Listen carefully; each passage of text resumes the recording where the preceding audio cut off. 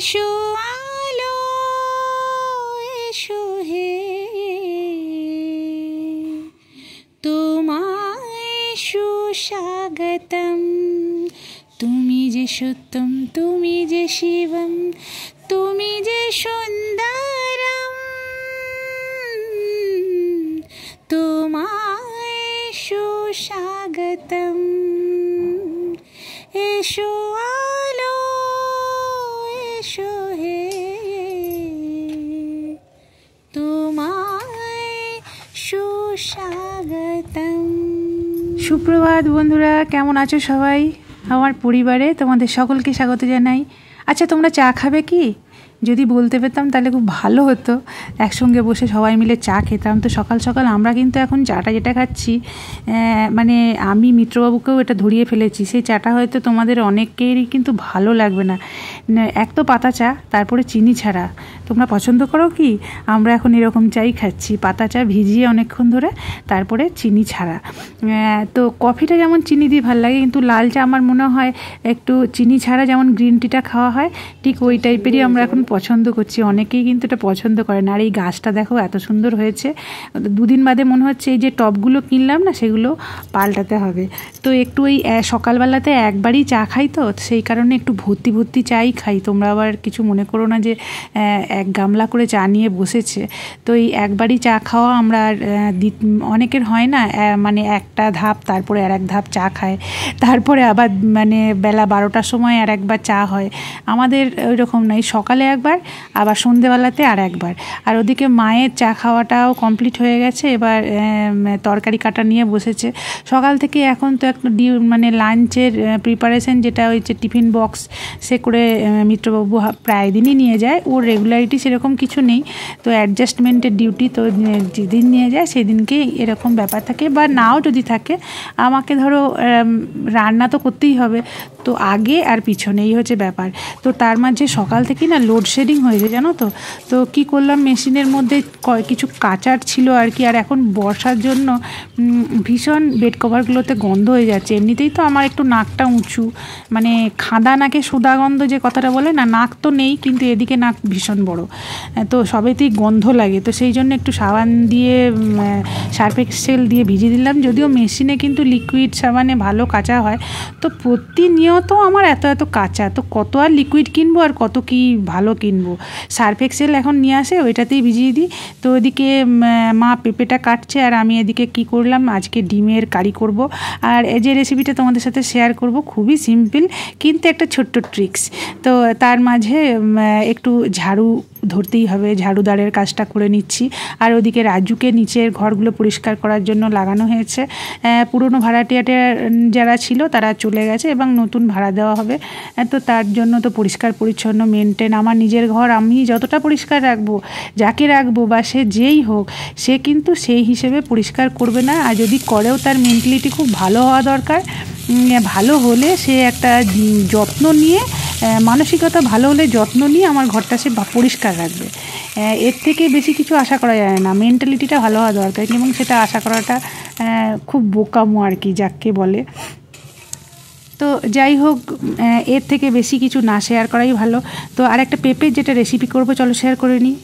এই রান্নাটা না এখানের মা খুব ভালো করতো।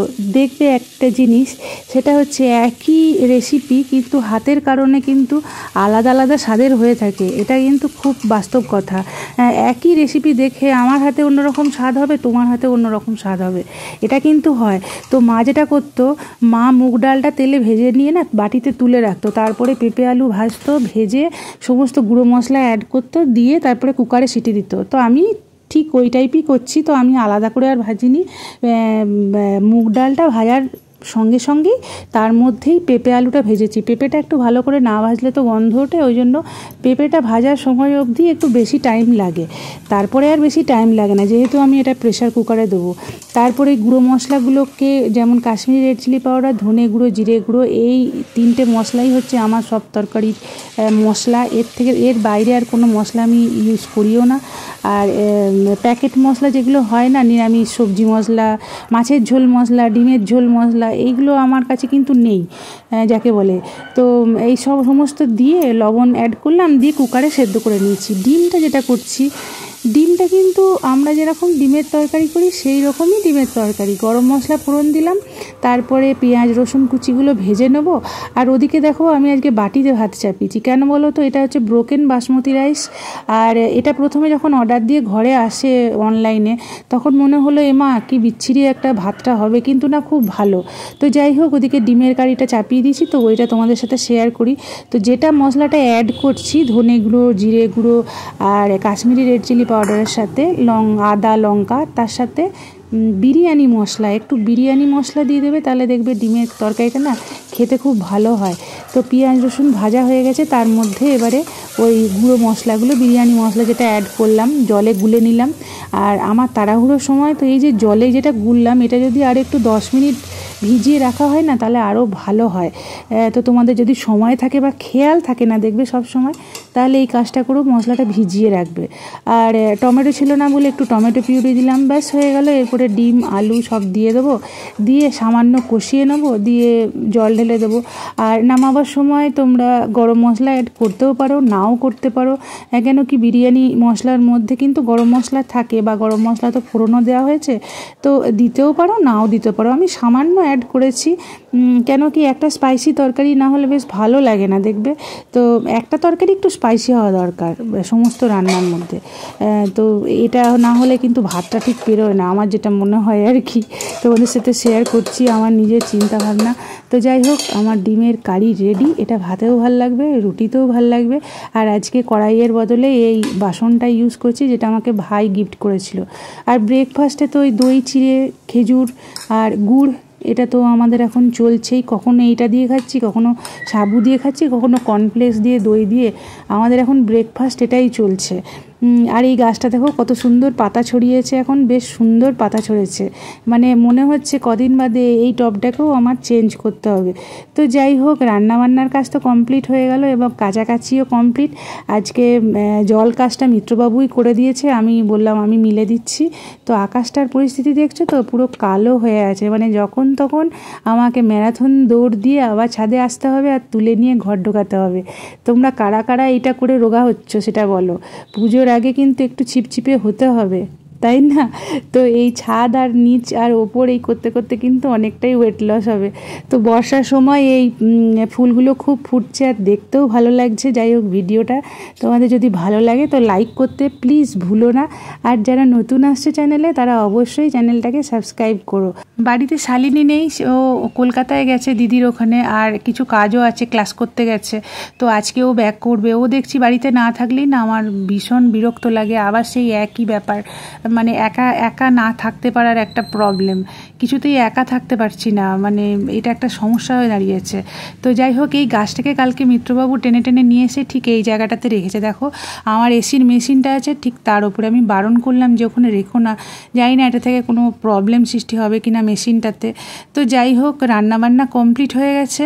আর কি কাজ, এবার বসে বসে এডিট করব, আর খাওয়া দাওয়া। মিত্রবাবু ডিউটি বেরিয়ে গেলে আর আমাদের সেরকম কিছু প্রেশার নেই। নিচে রাজু কাজ করছে, ওকে একটু দেখাশোনা করতে হবে, ব্যাস। তো আজকের মতো আমার রান্না, কাছাকাছি, এবেলার মতো গল্প আড্ডা সবই কিন্তু কমপ্লিট হয়ে গেল। তোমাদের হলো কি করছো, তাড়াতাড়ি করো, বেলা যে পড়তে চললো। তো যাই হোক, আমিও কিন্তু ভীষণ না ব্লগ দেখতে ভালোবাসি। প্রবাসে ঘরকন্যার মহুয়াদির ব্লগ আমি এখনও দেখি এবং ভীষণভাবে ফলো করি। হয়তো পুরোটা ওনার মতো করতে পারি না, বা সেই রকম পরিবেশ বা সেই রকম ব্যবস্থা আমার নেই, কিন্তু চেষ্টা করি, কমসে কম চেষ্টাটাই শেষ কথা। তো মিত্রবাবুর লাঞ্চ বক্স রেডি, ডিম আলুর কারি, ডাল, আর এদিকে একটু করলা সেদ্ধ দিয়েছি। যেহেতু তরকারিতে তেল যাচ্ছে, সেহেতু ডাল আর করলা সেদ্ধতে আমি তেল ইউজ করিনি, আর তেল ছাড়াই ওগুলো করেছি। আর বাকি এই যে মোটামুটি পেঁপের তরকারি, একটু স্যালাড, আবার কি ডেলিকার লাঞ্চে আর কি চাই। তো যাই হোক, যদি ভালো লাগে তো সাথে থেকো। আজকের মতো আসছি, টাটা।